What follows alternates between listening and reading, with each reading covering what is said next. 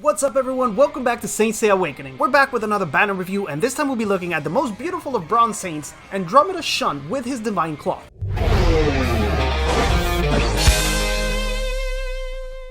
Shun is the fourth of the 5 bronze saints to be released with the divine cloth, and that only leaves divine yoga pending. And we have no clue when the heck he could be coming because he's not even out in China yet. I don't know why they're waiting so long, but I can't wait because he's my favorite character. But anyway, we're not here to talk about yoga, we're here to talk about Shun. And the first thing you must know is that he is a character that can both protect and deal massive damage. That protection also has a bunch of interesting mechanics that I think are going to cause a lot of weird stuff to happen in the game. Let's take a look at his skills to understand exactly how he works. The first one, called a Chains Nebula, is a simple physical type attack with a 100% multiplier on skill level 1 and 150 on max. It has an additional effect though. Whenever you use this skill, which is really very rarely, you also give Shun a little bit of damage reduction. That damage reduction lasts for 2 rounds, which means that it can stack. Now, if we were to level this skill up, which is not advisable, we could get up to 20% damage reduction, which if we can stack it for 2 rounds, that would be 40% less damage. The problem is that we'll be using his other skills 99% of the time, so we're never really gonna get a chance to use this unless we're silenced. The second skill is called Chains Impregnable Fortress, and that's exactly what it does. When Shun uses this skill, he uses it on an ally, and he prevents any damage from being done to that ally while the protection lasts. The chain lasts for 1 turn, and it's one of Shun's turn, not the protected unit, Shun. That means the next time that Shun moves, the protection will end, and all of the other effects that we're going to see in a little bit will apply. This is important to keep in mind because it means we can't double turn him and protect 2 units, because if we double turn him, the second time he moves, the first chain expires and we have to use it again. Now, fortunately, it costs 0 energy. Anyway, while the protection is active, that unit will receive 0 damage, but also 0 healing. All of that damage and healing will be saved up until the point where the protection ends. At that point, the damage is applied, although a little bit of it is reduced depending on how many skill ups we have, and the healing gets applied as well. So damage goes down, healing goes up. And that's it for the second skill in itself. Now, this has an additional effect. All of that damage that the chain took while it was active has an effect here on the third skill, which is called the Ultimate Thunder Wave. And this thing does 3 separate things, so let's take it one by one so we can understand it perfectly. The first effect of this skill that costs 2 energy is an individual attack with a 150% multiplier on skill level 1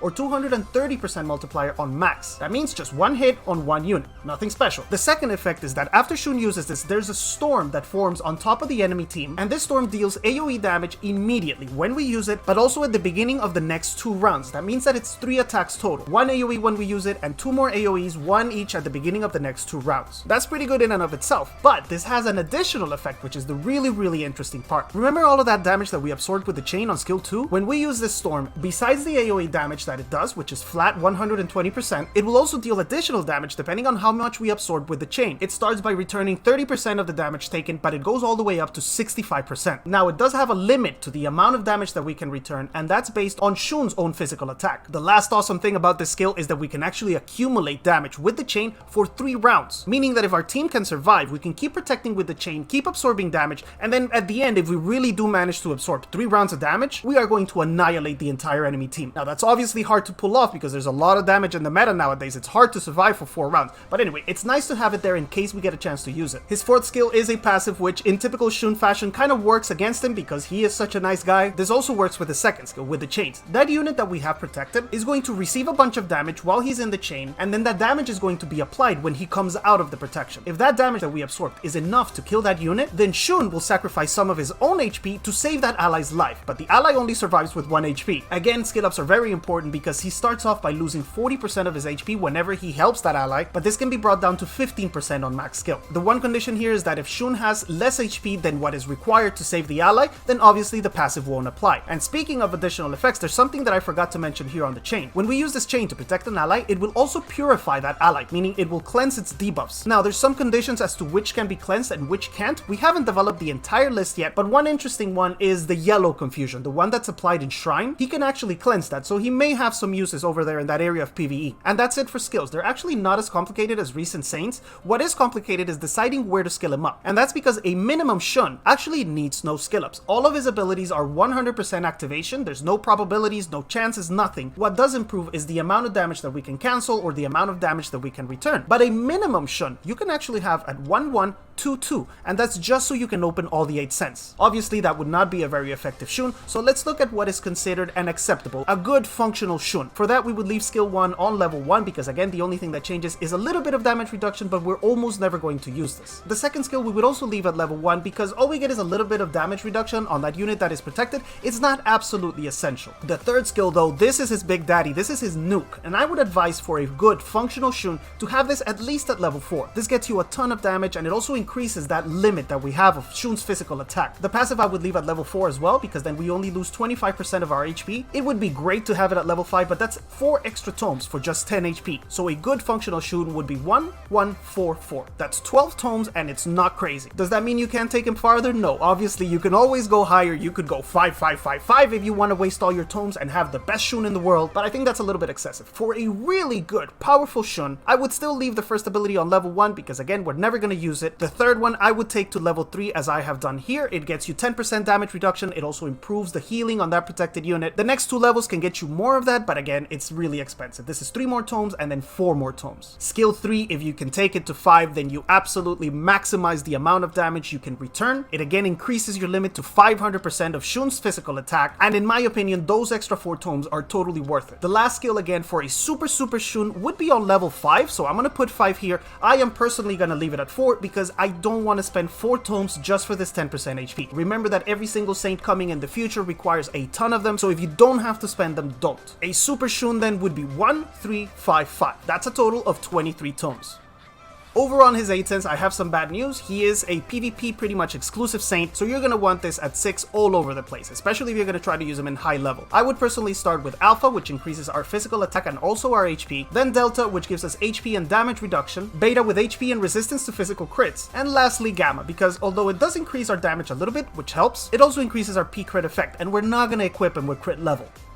And so we can understand why. Let's look at his Cosmo next. He is a unit that protects but also does damage. That means he needs a good level of physical attack, but he also needs to stay alive because he protects someone, but he's exposed, so the enemy is going to focus him, 100% guaranteed. In the red Cosmo, I would choose to go with Physical Stone because it gives us 2 boosts to physical attack, but also physical defense. The other options would be Fire Drop, which the HP would be nice, but we lose the P crit effect because we're not going with Staunch. The last option is the new Cosmo Viper, which gives us 2 boosts to physical attack, which is really nice, but again, P crit effect. Physical Stone wins out, I think, narrowly for me. And since we're talking about crits, let's look at Star next, where we really don't have a lot of options. Staunch gives us a ton of P crit level, which would increase our damage, but unfortunately we lose too much speed. He is a unit that needs to move towards the beginning of the turn so he can protect an ally before the enemy team has a chance to deal damage to that ally. If we protect him after the enemy team already attacked, then we don't absorb anything. For that reason, I would choose to go with Crystal Fire, which gives us physical attack, it still improves our damage, speed, and also physical defense Pierce, which again increases our damage. The last option would be New Moon with the biggest speed boost, but we lose too much physical attack. We're gonna hit that limit of damage that we have on the Storm, and we're gonna lose out in the end. Over on Lunar, most of the options fit him. I think Knowing is a pretty decent Cosmo for him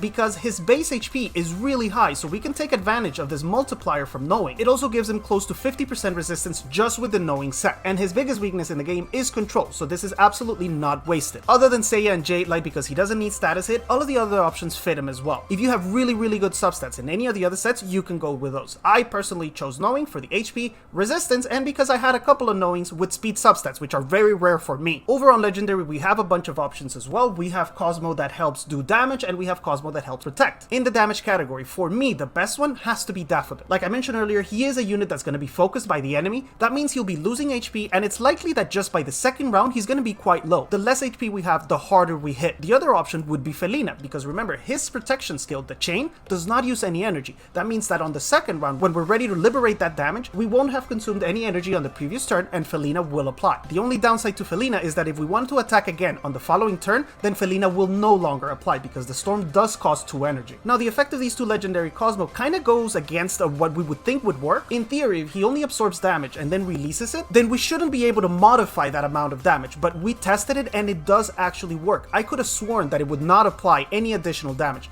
but it does. Felina and Daffodil do apply. Over on the defensive Cosmo, the best option has to be one that I absolutely hate. That's Rising Dragon Teeth. It's gonna save him from death once. It could be all you need so you can make it to the next turn and release all of your energy. It's an annoying as hell Cosmo that's all over the place right now, and that's because it's very effective. There's also the classic options of Hephaestus Armor and Soapberry, which have HP as a main stat, which helps them a lot, and each one of them has a slightly different effect. One of them recovers HP when we're low and our turn ends, and the other one gives us a shield when somebody crits us, and there's a lot of Milos and shooters out there right now, so that shield could be proccing a lot. In substats, it does not get any easier. Like we mentioned, he attacks, he defends, he protects, he needs a lot of things. He needs physical attack in order to deal damage and not hit that limit. He needs HP, defense, and resistance to make sure that he stays alive and he can move, but he also needs speed. And this one is very important, guys, because if you can't get off your protection in time, then the enemy will deal damage, and by the time you use it, you're gonna have to wait a whole nother round for that enemy to deal damage. If you're fast, you can protect right away, and then you can move at the beginning of the second turn and do damage before the enemy. And we're done with the easy part. Now it's time to talk about teams. This is not a saint that you can just throw into any team and it'll work. He does require a little bit of strategy, especially if you want to use him efficiently. What he needs in order to deal massive damage is for the enemy to attack the unit that you have protected. There's one saint that can help you do that, and that's the Golden Yoga, and it's actually quite poetic that they would be in the same team together. Yoga can redirect attacks towards that unit that we have protected, thus charging the chain, thus doing more damage when we use the storm. He could also fit really nicely in what I'm going to call the Immortal team. That would consist of Divine Shiryu, Mu, Shion, all of the units that can provide a shield, June 2 to distribute damage. You can create a team with so much survivability that it would be almost impossible for the enemy to kill it. And that team also has the potential of massive damage because Mu can return damage, Shun can return damage, and Shiryu after a while can start counter-attacking with stacks and do damage as well. He also pairs decently well with Luna because even though we can't give him 2 turns and protect 2 units, what we can do is on that second round, give him 2 turns and then we use the storm with the first turn and then we protect somebody with the second. Always protect with the last movement from Shun, otherwise the protection would just end. Lastly, there's the super suicidal combination with Evil Saga. This is one of those kind of preset combo strategies that forces your Evil Saga to deal damage to your own chain so you can then use that damage on the second round. It's a very risky strategy because there's a lot of things that can go wrong, and I'll remind you that even though he's protecting an ally, he's not really canceling that damage. He's just saving it up until his next turn. When Shun moves again, that damage will be applied, meaning that the unit that was going to take that damage will be on the verge of death. To use this combination, you're going to need Divine Shun, Evil Saga, and an attacker that uses 3 or more energy. That can be Sagittarius, which uses 4, it can be Gemini that uses 3, Doko uses 4 as well, but he needs to charge the dragon so it doesn't work as well. And the way it works is you protect that unit with Shun's chain, then you use that big attack, that causes a counter from Evil Saga which deals massive damage to the chain. You can then use that damage on the second round to attack with a really strong storm. One last thing to keep in mind is that if your unit that did the attack is the one that used the most energy throughout the whole round, then your Saga is going to bind them at the end of the round and that unit is not going to be able to move. The only way to get around that is if you have a Saga that has the fourth skill on level 5, meaning that it only binds for 1 round, you can then give that unit that was bound a double turn, whether with Luna or with Hashun, it will work with both. You can give him a double turn, meaning that they'll come out of the bind in the first turn and then they can move on the second one. If you're going to use that strategy, you're also going to need some energy generation with like Kiki or Athena SS, not for Shun because his skill costs 0, but for your attacker. If you want to use it turn 1, you're going to need energy. Enough about teams, let's look at his weaknesses, and there's actually not a lot. The first and main one has to be control. If he's silent, stunned, frozen, whatever, he cannot use skills. His skills don't work as passive, they don't work on automatic, so if he's controlled, he's dead. I'm not going to say one shot because he's actually really tanky. His only weak stat is Cosmo defense, but we can improve that with Spiritual Seal. So the only other weakness is that he does need quite a bit of tomes if you want to get good damage out of him. Now we said a basic Shun doesn't need tomes, but we also said that's not going to work very well. If you want to get big damage out of the skill, and if you don't want him to die after saving an ally, then you're going to have to invest some tomes. For me, the total cost was 19, but the recommended levels take 23. His use in the game is going to be almost exclusively PvP, although I suppose his protection and then release of damage could have some uses in PvE. At least in Shrine, we know that he can cleanse the confusion, but that's about it really. We're gonna see him mostly in PvP as a protective and counter unit. Kind of like the way Mu was used, except Mu can protect several units while he can only protect one. But Mu loses that energy after he attacks once, while Shun can keep using it. Alright, and now it's time for the demonstration. We're gonna head over to the arena, where I'm gonna try to demonstrate the combination with Evil Saga, because in arena it's a little bit easier. But guys, I'll be straightforward. This strategy is really hard. It would be really hard to pull off in a live battle, because the opponent can just mess with you and completely ruin it. We're gonna abuse the AI a little bit just to demonstrate it, and then I'm probably gonna show you, we've already done a couple of fights in Galactic Duel with him, so I'll probably show you one of those fights from the stream. Much better than just abusing the AI in arena.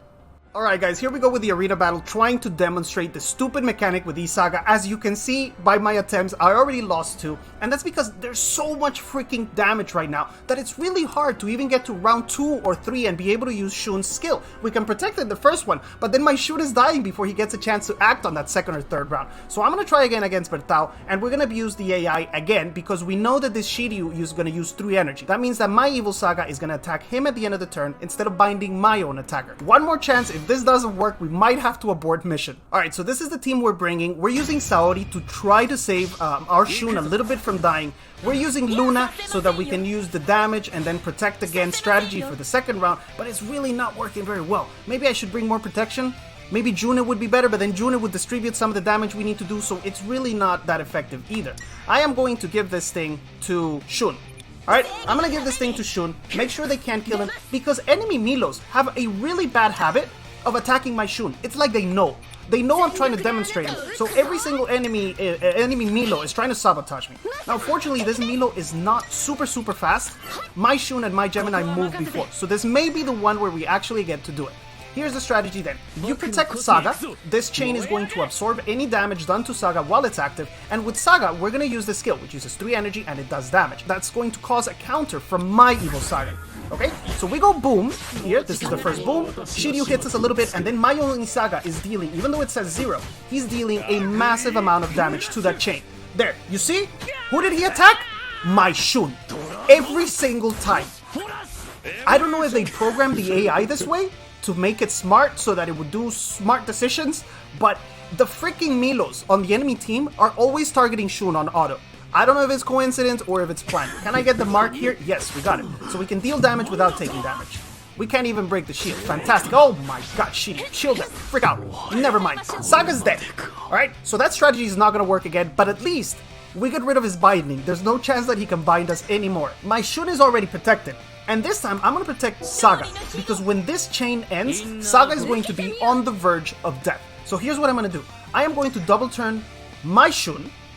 Alright, I'm going to double turn my Shun, and what that's going to allow me to do is attack first with the storm, and then protect my Gemini again, because look, 88,000 damage was just applied automatically. My Shun is on the verge of death because he saved Saga and took damage in the process. Alright, so here we go, we're going to eat a counter from Shiryu. Hopefully this counter doesn't kill me. And the damage that we do is, we did quite a bit because we're low. And in the second movement, I can go ahead and protect Gemini again. He gets a chance to move. Can we kill something here? That is the question. And you know what I'm going to do? I am going to hide my Shun. I'm going to hide my Shun and then they can target it. Although, obviously, Mew does not care for hiding. Can I kill this Shiryu? Please. Please kill this Shiryu. Oh my god! 10 stacks! But that does damage. That does damage to the chain. Milo does damage to the chain. We're still alive. Somehow we're still alive. Mew does more damage to the chain. This might be the one, guys. We might see pretty much a maximum amount of damage. And did you see that? Wait, that was so fast you didn't even get a chance to see it. Remember, we have Daffodil. We deal more damage the lower we are. And the Storm, it deals damage immediately, but it also deals damage at the beginning of the following round. That damage just got applied. And look what happened to the enemy team. Pretty much everybody disappeared. These two guys are still protected, so I'm not even sure what we're gonna do. We're gonna cleanse the bleed. Why not? We cleanse the bleed for shits and giggles. My Saga takes damage again. But guys, this should be pretty close to a maximum damage Storm. I don't know if it's gonna be enough to kill Mew, because Mews are typically really resistant. But I think it's gonna be enough to kill this Milo. And then we can finish Mew off with Saga. Let's see. First it does individual damage, 17,000, then 56,000. AoE, Mew is on the verge of death, and my Saga is gonna end him, and he has 1 HP. Survives the fight with 1 HP. 20,000, and then 216,000, and Athena. Alright, so that's how the Evil Saga strategy works. Fortunately, it went a little bit better than yesterday. We got to see the full splendor of Shun's attacks, and somehow my game bugged out, and now my Saints don't have ranks. Doesn't matter. Now we're gonna look at a Galactic Duel fight we did yesterday or today, and then I'll see you again at the end of the video. I wanted to thunder and thunder and you know, do the thunder and then this is really weird. Do we ban Misty? We ban Misty. F this guy. Okay, you did the switcheroo on me, my friend. You did the switcheroo. Okay. Switcheroo. Pam, pam. It's an interesting team. Tipo interesante este. Ok, aquí vamos con el pollito. Polly. He doesn't have heals for this chicken though. No tiene curación. Protect a Tina so she can't be silenced. No, it doesn't give immunity, Omri. It doesn't give immunity, my friend. The chain doesn't give immunity.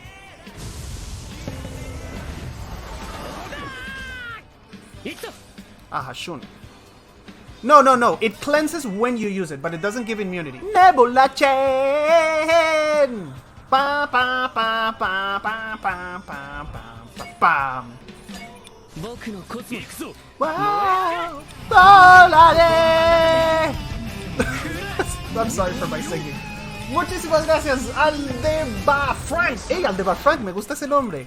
Combina chévere. Aldeba Frank por el nuevo Twitch Prime, bro. Bienvenido a los caballeros. No se murió esta gonorrea por los dientes de dragón.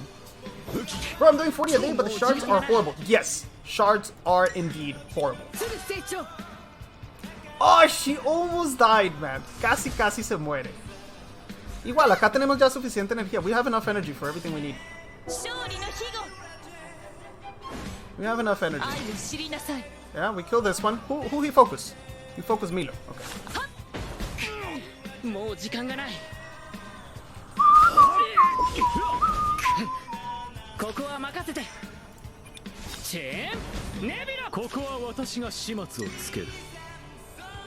There's no reason not to do this. I mean, he gets the 4 dragons. Aquí toca sobrevivir estos 4 dragones. Si sobrevivimos los 4 dragones, we Gucci. Y lo chévere es que a darle doble turno, la cadena esta no expira sino con el turno de Shun. O sea que podemos dar doble turno sin preocupación de nada. And we just have to survive this, guys. Solo hay que sobrevivir a este dragón. A ver. ¿Sobrevivimos? ¿Do we survive? Shun funcionaría bien con dragón divino y pato elegante. Con dragón divino y sí, perfectamente. We were alive by the skin of our teeth.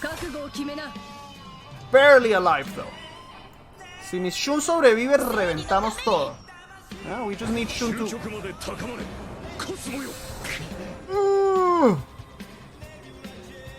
Focus Milo, bro. Y focus Athena.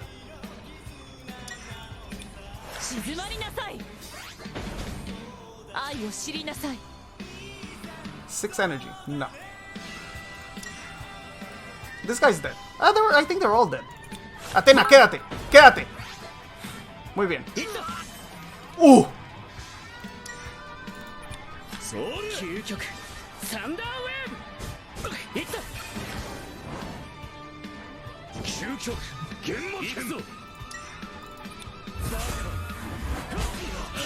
Bro, hey, yo, die, bro.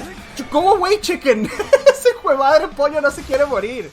And that's gonna be it for today, guys. I hope the review is useful. In summary, Shun is a really strong unit. He does need some tomes in order to work properly, but if you invest and you plan your strategy carefully to use him, you can get a lot. He actually does a lot of damage and the protection is really strong too. Best of luck to everybody that's summoning for him. Once again, thank you for watching the video, and if you haven't already, please remember to hit like, subscribe to the channel, ring the bell so you don't miss any videos, and I'll see you guys again very soon. Bye!